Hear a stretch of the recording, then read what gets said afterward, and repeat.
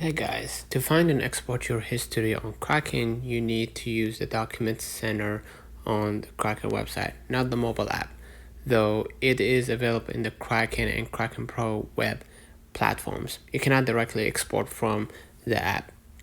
Okay, after you sign in, navigate to the Document Center by clicking your avatar at the top right, at Document Center right here.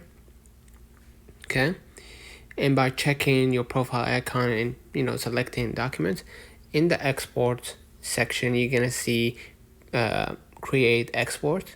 Press it and select the export type: balances, account statement, ledger, trade.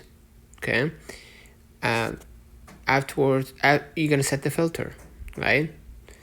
I'm gonna, let's say, enter balances.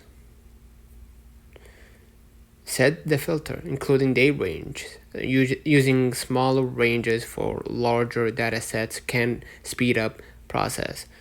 Okay, and you can also filter by assets and choose CSV or PDF file. Okay, in my case, I'm gonna use PDF file, and then just hit generate.